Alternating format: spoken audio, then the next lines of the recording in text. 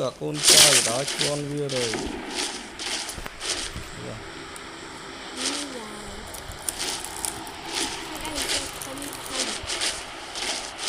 coi con kia con tích sao Help! I'm being surrounded!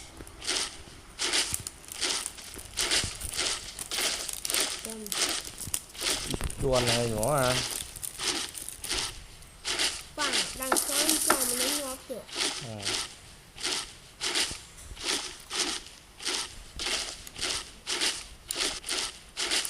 Cái này sữa mà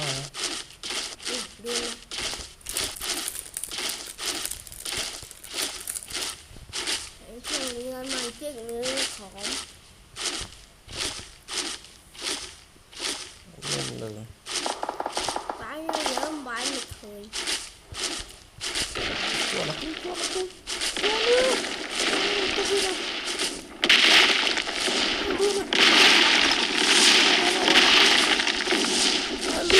luôn rồi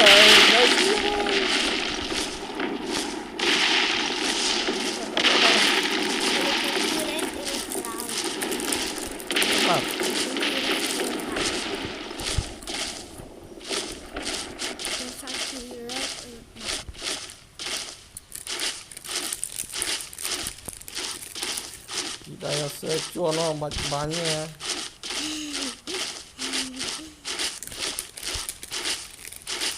này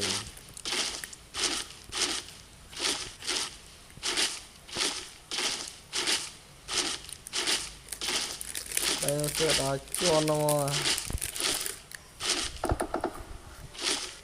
Awesome. gọi là làm tích chào ở hóa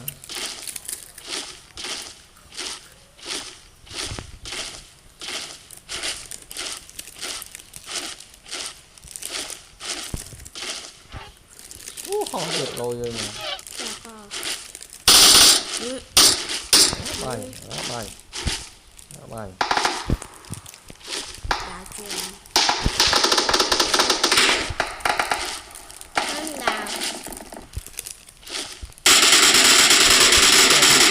mua bán chóp kia nó kia họ qua rồi chứ banh mày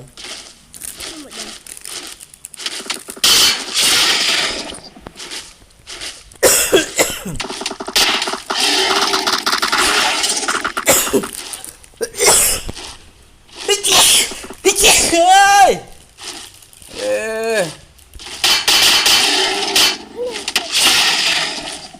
tao một thôi kìa cái đâu bảo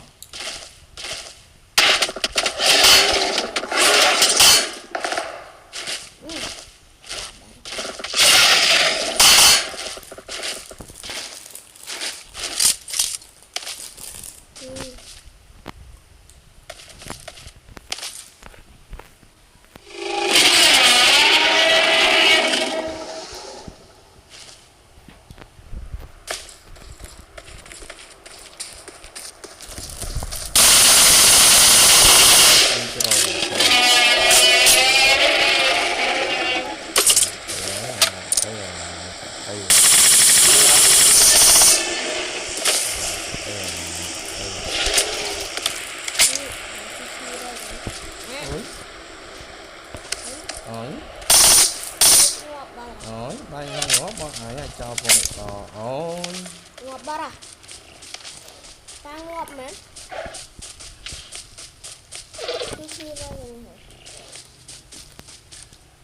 rồi ngọt bà rồi rồi con đó bay ngọt bà chia đi thử chia tượng đòn á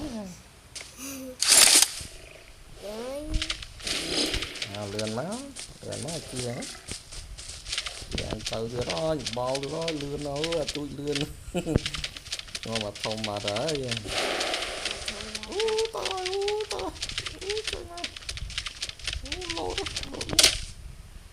lộn một bọc vào Help! bánh trái này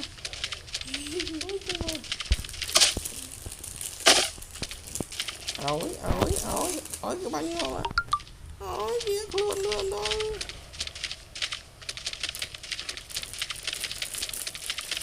anh chị ấy ăn luôn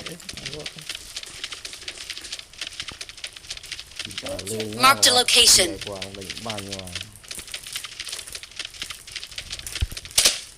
Học luôn kìa. Trong học cua mà. Đang học cua mà. Họ đo lơ từ một cái tia này.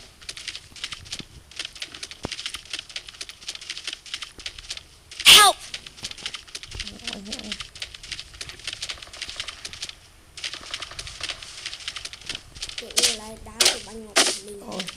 Excellent work. Chị lướt kìa. Ôm. Nha. Rồi.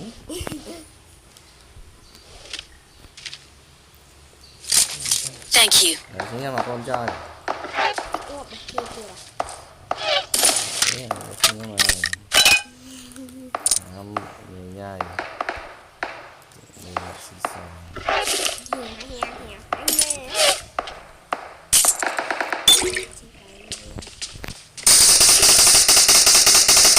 Enemy!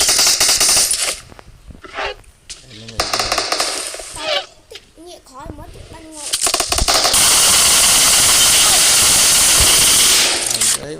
Bạn ấy kia cái nè.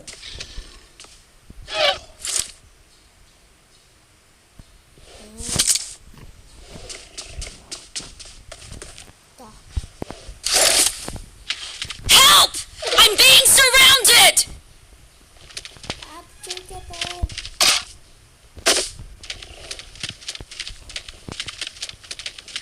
Thank you.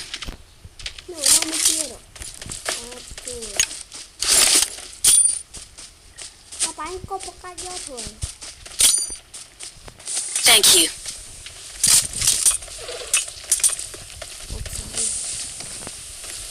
Ủa, nó mới chết rồi. Đi không có nấu cái cô.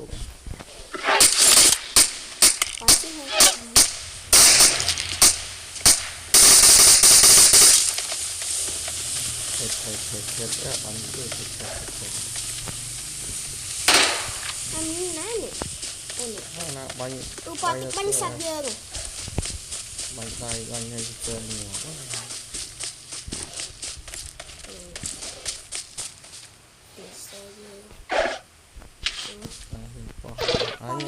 Đang sâu po tôi khổ chứ.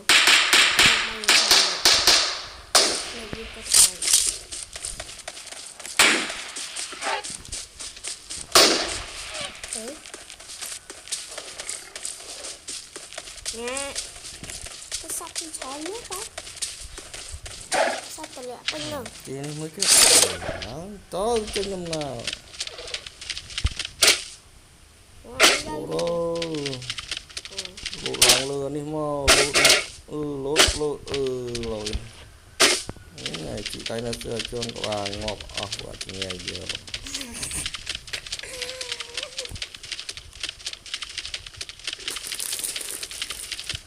này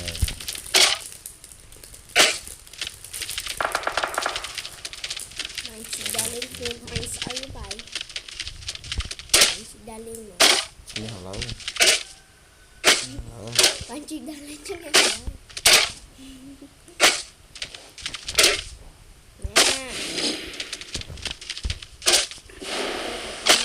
quả này không lành sạp nó lừa chị